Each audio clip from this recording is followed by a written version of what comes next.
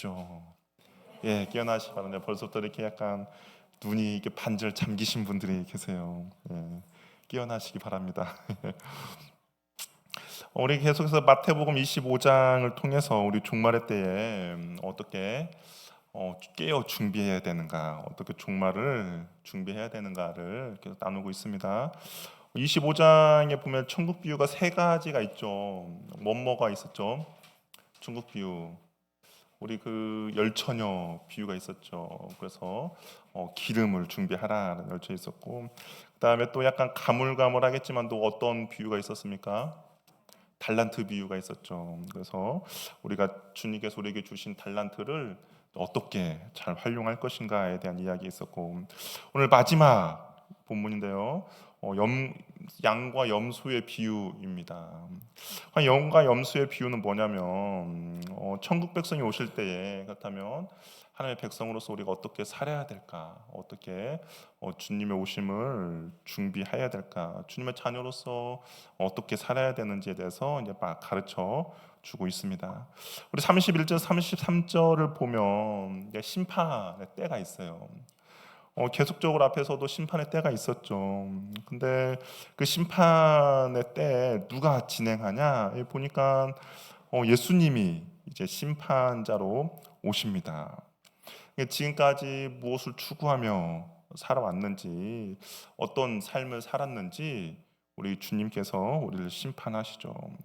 우리가 이 땅을 살아가면서 사람의 평가는 중요하지가 않죠. 사람의 평가보다 더 중요한 것은 과연 주님이 나를 어떻게 평가하실 건가가 중요합니다. 그래서 우리 삶에 있어서 사람들에게 칭찬을 받는 사람들도 있을 것입니다. 일평생 살면서 어떤 사람들은 사람에게 별로 칭찬을 받지 못하는 사람도 있을 거예요. 그런데 우리가 주님 앞에 섰을 때 주님의 평가는 무엇인가를 염두에 두며 살아야 하는 것이죠. 만약에 주님 앞에 섰는데 뭐 사람들에게 환호와 사람들의 그런 관심과 정말 칭찬을 받으면서 한평생 살았는데, 만약에 주님 앞에 섰는데 주님이 나는 너를 잘 모르겠다 그러면 인생이 헛살은 거 아니겠습니까? 근데 한편으로는 이 세상을 살아가면서 정말 빛과 소금도 이름도 없이 살았는데 주님 옆에 갔는데 주님이 나를 되게 환영해주고 반겨준다 그러면 비록 세상에서는 실패한 인생일지 모르지만 주님 앞에서는 그것처럼 영광스러운 인생이 없을 수 있다라는 것이죠. 그렇기 때문에 우리는 과연 주님의 평가가 무엇일까? 내가 주님 앞에 섰을 때 주님에 대한 평가, 나는 어떻게 평가받을 것인가 날마다 염두에 두어야 한다라는 겁니다. 그렇기 때문에 우리는 사람의 말들, 사람의 칭찬, 사람의 평가가 심판의 기준이 아니라 예수님의 말씀이 우리의 삶의 심판의 기준이 됩니다. 심판의 대상도 앞에 나온 비유와 조금 다른데요.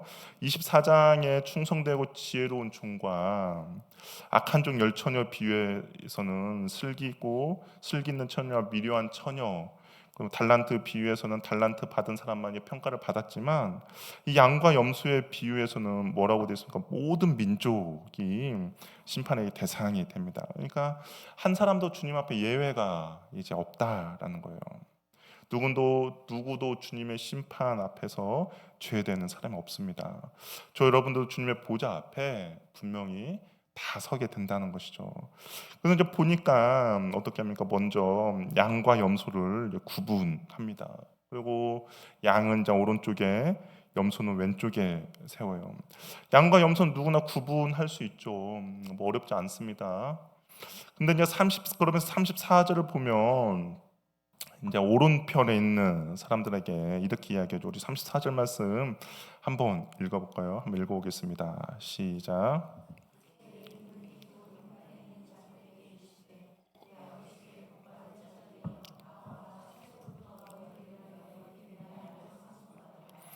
예, 이제 양들에게 이렇게 이야기해요. 오른편에 있는 사람들에게 내 아버지께 복받을 사람들이여라고 이야기하고, 보니까 준비된 상급을 주시겠다라고 이야기를 합니다. 그러면서 이들이 왜 복받을 만한 일을 했는지에 대해서 이제 이야기를 해요. 봤더니 줄일 때 먹을 것을 주었고 목마를 때 마시게 하였고 나그네 되었을 때 영접했고 헐벗을 때 옷을 입혔고 병들을 때 돌봤고 옥에 갇혔을 때 와서 보았다라고 합니다.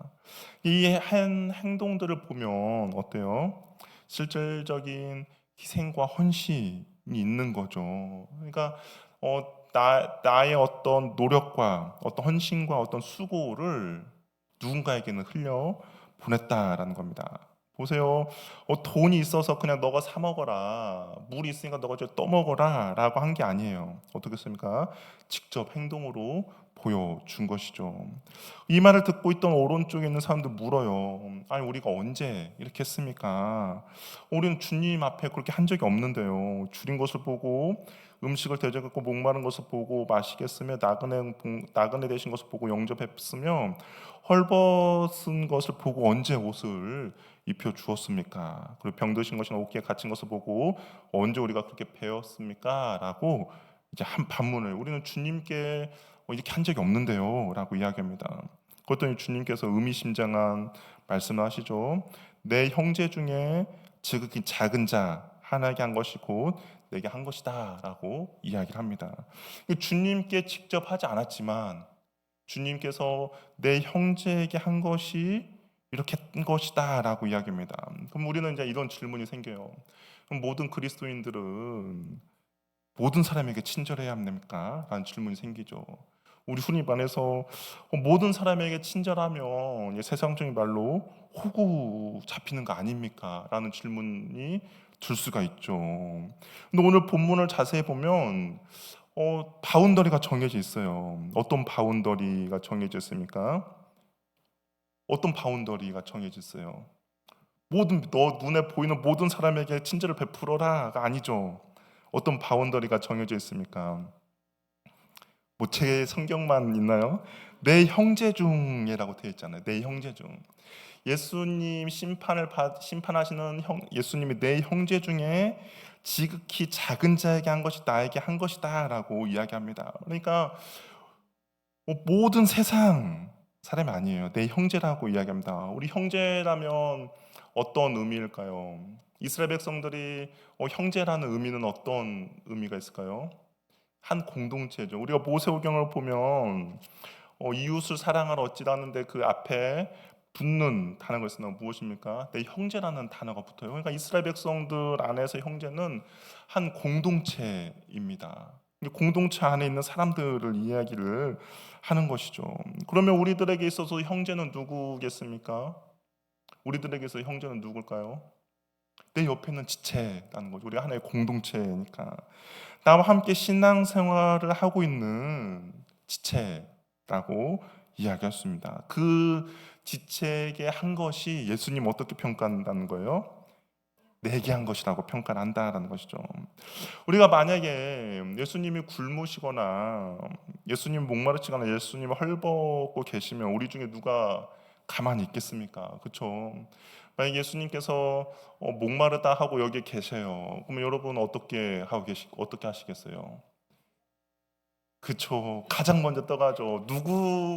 누가 먼저 물을 가져다 줄까 아마 경쟁이 붙을 겁니다.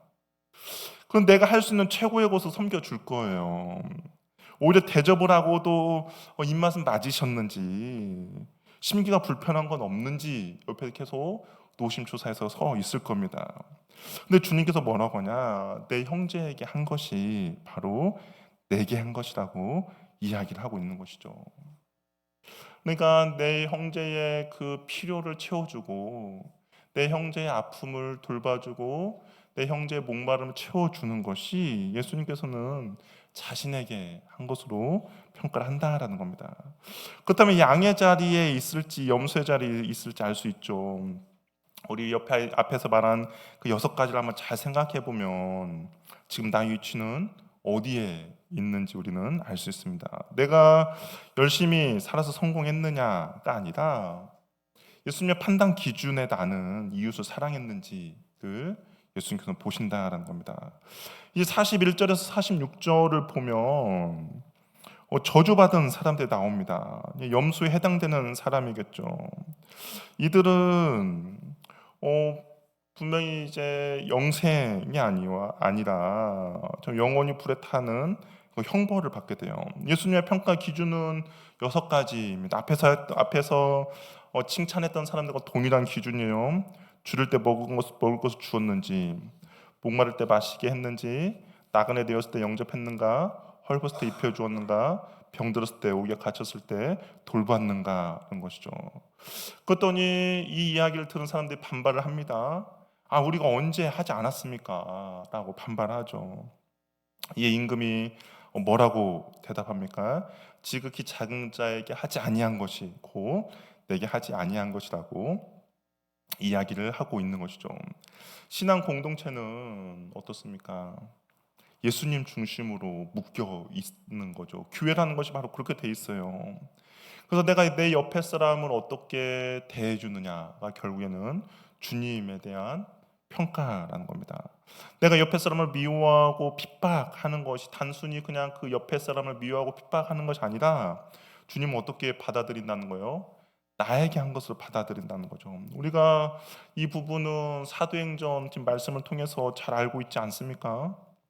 사울이 살기가 등등해서 유혹과 살기가 등등해서 예수 믿는 사람들을 결박하고자 쫓아갔습니다. 다메섹으로 갔죠. 정말 단숨에 갔습니다. 근데 그때 다메섹 앞에서 예수님을 만났어요. 예수님께서 사울에게 물었죠. 사울아 사울아, 네가 왜 나를 박해하느냐라고 물으셨습니다. 근데 사울이 물었죠. 누구십니까? 라고 물었어요. 그때 예수님께서 뭐라고 대답합니까? 나는 네가 박해하는 예수다라고 이야기하죠. 사울도 오늘 여기 나오는 사람처럼 나는 주님을 핍박한 적이 없죠. 사울이 언제 예수를 핍박하겠습니까? 아니요, 핍박 안 했어요. 예수는 핍박하지 않았지만 예수 믿는 사람들을 핍박했죠. 그 예수 믿는 사람들을 결박하고 그리고 그 교회를 핍박한 것밖에 없어요. 근데 주님의 평가는 뭐냐? 왜 나를 박해하느냐라고 물은 거죠. 주님의 교회 머리 대신 주님으로 우리 서로의 지체들이 다 연결되어 있다라는 겁니다. 그러니까 옆에 있는 지체에 대한 행동이 결국은 주님의 평가는 뭐냐? 자신에게 행동하는 것으로 판단한다라는 것이죠. 옆에 있는 지체에게 하는 작은 행동이 바로 교회 공동체의 주인 대신 예수님께 행하는 것과 같다라는 겁니다. 우리가 이것을 항상 염두에 두고 기억해야 한다라는 것이죠. 우리가 가끔 보면 교회 안에 분란과 분쟁이 일어나는 것을 보게 돼요. 그럴 때 우리는 날마다 한번 생각해 봐야 합니다. 과연 옆에 있는 지체에게 내가 뭐라고 할 것인가? 제가 다녔던 모교도 교회가 분란이 일어났어요. 근데 이제 이야기를 들어보면 교회가 난리가 아니었습니다. 어떻게 믿는 사람들이 서로 같은 신앙생활 했던 사람들에게 그렇게 할 수 있나? 라고 생각이 들 정도였죠. 그런데 우리가 그 말씀 한번 잘 생각해 봐야 돼요.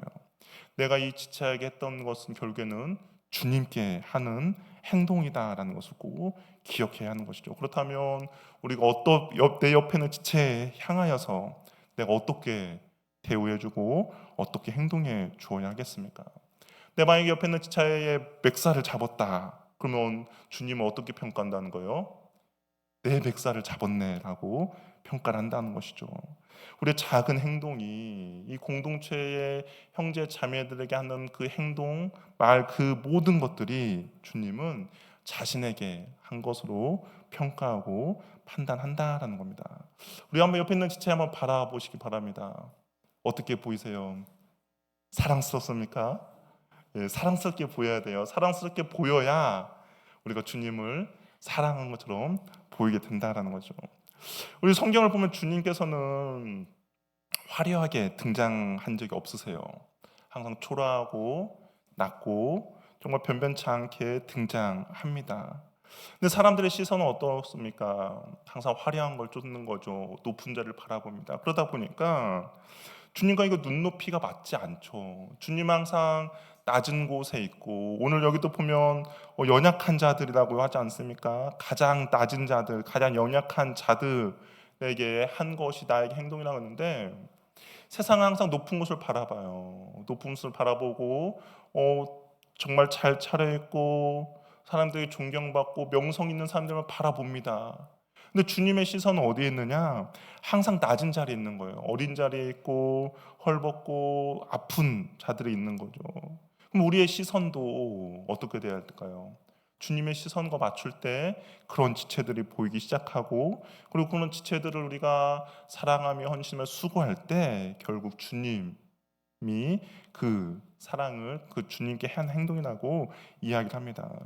예전에도 이 이야기를 한번 한 적 있는데요. 톨스토이 작가 톨스토이가 거기에 사랑이 있는 곳에 신도 함께 있다라는 짧은 이야기입니다. 아마 기억나시는 분 있을 거예요. 어떤 마르틴이라는 구두 장이가 있었죠. 어느 날 같은 고향에 어떤 노인이, 아는 고향 선배가 찾아왔습니다. 그래서 마르틴 요즘 어떻게 살고 있느냐. 아내가 먼저 죽었거든요. 그랬더니 사는 게 힘들다고 하니까 그 노인이 성경책을 주면서 성경책을 좀 읽어서 마음의 위안을 삼으라고 이야기합니다.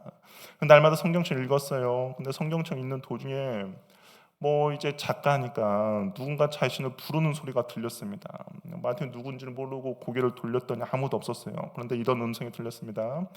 마르틴, 내가 내일 너에게 찾아갈게 라고 이야기합니다. 이 마르틴은 도저히 흥분을 감출 수가 없죠. 주님께서 나를 찾아온단다 라는 그것 때문에 잠을 잘 수도 없었습니다. 아침 일찍 일어났죠. 주님은 언제 오실까? 그러면서 그냥 밖을 봤는데 주님은 오지 않는 거예요. 그런데 어떤 한 늙은 병사가 밖에 추위에서 떨고 있는 거예요. 보면서 이 마르틴이 너무 추운데 밖에 떨고 있으니까 그 늙은 병사를 집으로 가기로 초대하면서 차를 대접합니다. 그래서 이 늙은 병사에 감사하다고 갔죠. 그럼 또 주님은 언제 올까 노심초사한 밖을 기다렸는데, 이번에는 가난한 과부와 그 품에 안겨 있는 아기를 보게 됩니다. 날씨가 추운데 너무 안쓰럽죠. 그래서 그 마르티는가 과부 아기를 또 잘 대접해 줍니다. 따뜻한 불에서 잘 대접해 줘요. 근데 여전히 주님은 오지 않아요. 이 대접해 주고 있지만 그의 마음과 시선은 항상 밖을 보겠죠. 주님은 언제 오실까? 근데 주님은 보지 않습니다. 근데 또 시간이 지나자 밖에서 시끄러운 소리가 들려요. 봤더니 어떤 한 꼬마가 늙은 할머니의 바구니에 사과를 훔쳐 달아난 거죠. 말하여튼 꼬마 아이가 사과를 갖고 도망간 것을 보고 사과값을 지불해주고, 그리고 자신 사과해주고, 그래서 그 늙은 그 할머니와 그 사과를 훔친 아이들에게 또한 귀한 대접을 해줍니다. 근데 여전히 주님은 오지 않았어요. 그래서 그날 밤 이제 마르틴이 내가 어제 너무 이게 잘못 소리를 들었는가 보다라고 하고 있는 찰나에 또 한 목소리가 들렸어요. 마르틴, 너는 날 알아보지 못했지라고 하면서 이제 이야기 되는데, 마르틴이 봤더니 갑자기 어떤 그림이 보입니다. 늙은 병사가 빙그레 웃고 있는 거예요. 그게 바로 나였다라고 이야기하죠. 또 가난한 과부 아기가 웃고 있는 거예요. 그러면서 그도 나였다라고 이야기하죠. 또 꼬마와 할머니도 빙그레 웃고 있으면서 사라졌습니다. 그도 나였어라고 이야기하죠. 그러니까 예수님이 어떻게 찾아왔다고 이 소설은 이야기합니까? 가장 낮고 천하고 불쌍한 모습으로 마르틴에게 직접 찾아온 것이죠. 근데 그 마르틴은 그 기회를 놓치지 않고 그 가난하고 힘없고 연약한 자들을 잘 돌봐 주었다라는 겁니다. 하나의 소설의 이야기지만 오늘 우리 마태복음 25장에 있는 말씀과 되게 유사한 말씀입니다. 그렇죠? 가난하자고 힘없고 헐벗었지만 이 관심을 가졌을 때, 또 그들을 섬겼을 때, 그는 주님은 자신에게 한 평가로 해석한다라는 것이죠. 예수님께서 왜 이 비유를 우리에게 가르쳐 주실까요? 마지막 종말의 때를 이야기하시면서 왜 이 마지막 이 비유를 우리에게 말씀해 주고 계십니까? 우리 주변에 도움이 필요한 사람들을 예수님의 이름으로 도와주면서 이 종말의 때를 슬기롭고 지혜롭게 살라고 말씀하고 있는 것입니다. 우리가 하루하루의 삶을 어떻게 사시겠습니까? 그냥 세상 사람들이 추구하는 그 성공, 세상 사람들이 추구하는 높은 자리를 바라보면서 그 사람들을 동경하면서 하루하루 살아가는 인생이 아니라, 너가 하나님의 사랑을 받은 사람이라면 예수 그리스도의 그 은혜를 아는 사람이라면 그 은혜를 어떻게 해요? 흘려보내며 살으라라고 주님께서 우리에게 이 비유를 이야기를 하고 계시는 것입니다. 여러분 하루의 삶을 어떠한 목적을 가지고 살아가고 있습니까? 세상에서 말하는 성공을 추구하고자 성공된 인생을 살아가고 있습니까? 아니면 주님께서 나에게 베풀으신 은혜가 너무 크기에 혹시 이 은혜가 필요한 지체들이 있는지 주위를 둘러보아 그 은혜를 흘려보낼 수 있는 그런 통로로 사용되기를 원하며 하루하루를 살고 있습니까? 주님께서는 우리의 삶을 그렇게 살라는 거죠. 하나님의 은혜를 입은 자로서 그 은혜를 흘려보내는 삶을 살아가면서 종말의 때를 잘 준비하라고 말씀하고 있는 겁니다. 우리가 생각할 때 아니 이것이 그렇게 중요한 것인가 라고 생각될 수도 있죠. 나는 도둑질도 하지도 않았고 간음도 하지 않았고 우상 숭배도 하지도 않았고 나름 열심히 성실하게 살았는데 이것을 하지 않았다고 주님의 그 책망을 받을 만큼 심각한 것인가 라고 생각할 수 있죠. 그렇게 생각될 수도 있을 것입니다. 그러나 아까 앞에서 말한 것처럼 심판의 판단은 내가 하는 것이 아니라 누가 하는 거예요? 예수님께서 하시는 겁니다. 우리는 별것도 아닌 거라고 생각할 수도 있겠죠. 이것이 그렇게 큰 일인가, 중요한 일인가 라고 생각할 수도 있겠지만 예수님은 이것을 심각하고 중요한 거라고 생각을 하고 있다라는 겁니다. 예수님의 기준과 우리의 기준은 다른 거죠. 내가 생각할 땐 별것도 아니에요. 뭐 헐벗은 사람 도와주지 않았다고 해서, 목마른 사람 물 주지 않았다고 해서, 그리고 아픈 사람 돌보지 않았다고 해서 우리가 생각할 때 별것도 아니죠. 그러나 주님께서는 그것이 중요하다라고 말씀하고 있는 것이죠. 우리가 심판의 기준은 나의 생각, 나의 판단, 나의 경험이 아니라 주님께서 뭐라고 말씀하시는가가 중요하다라는 겁니다. 신앙생활은 나의 기준으로 하는 것이 아니에요. 예수님의 말씀을 기준으로 하는 겁니다. 근데 주님께서는 그 연약한 지체들을 돌보고 섬기며 나가는 것이 신앙생활에 있어서 중요하다라고 이야기하셨다면 우리는 그 중요한 것에 실천하며 순종하며 나가야 한다라는 것이죠. 우리가 무시하고 외면한 그 사람을 나중에 예수님께서 지적하면서 저 사람에게 하지 않은 일이 곧 내게 하지 않은 것이다라고 한다면 우리가 그처럼 당황스러운 일이 어디 있겠습니까? 심판은 예수님께서 우리가 우연히 도운 한 불쌍한 사람을 지적하면서 너가 그때 그 사람에게 한 일이 곧 나에게 한 것이다라고 한다면 그처럼 또한 영광스러운 일이 어디에 있겠습니까? 예수님의 비유를 마음속에 잘 새기시기 바랍니다. 먼저는 나하고 가까이에 있는 이웃 사랑을 실천하시기 바래요. 은이 받은 상속은 바로 예비된 나라입니다. 나는 그냥 헐벗은 사람, 가난하고 힘없는 사람에게 물 한 잔을 주었을 뿐인데 주님께서는 무엇을 상급으로 주시냐?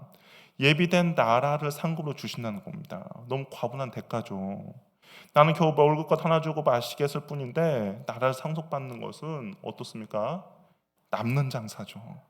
이웃사랑은 결국에 우리의 신앙생활에 있어서 남는 장사입니다.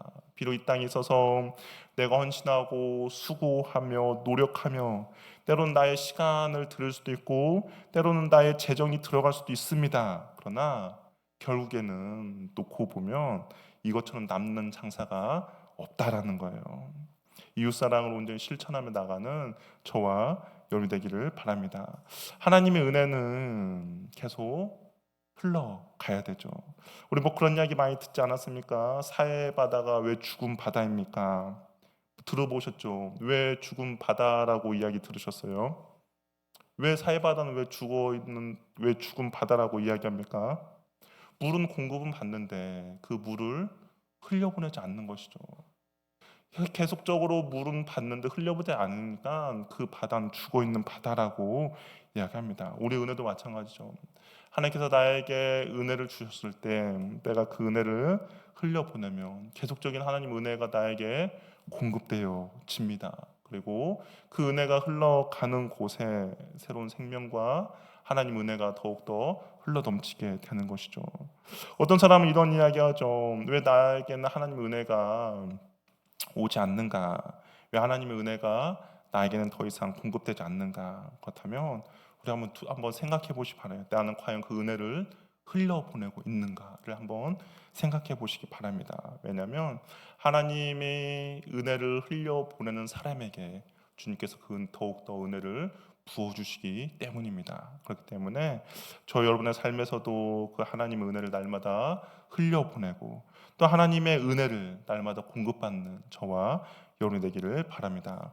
우리 주위를 둘러보아서 연약한 자들, 힘없는 자들, 그리고 정말 낮고 천한 사람들이 있다면 혹시 그들 어떤 불편함과 어떤 내가 도와줄 수 있는 것들이 보인다면 기꺼이 순종하며 헌신하며 나아가는 저와 여러분 되기를 바랍니다. 우리의 작은 행동이 여러분 주님의 칭찬으로 이어지게 될 것입니다. 그럼 찬양하며 우리 기도하도록 하겠습니다.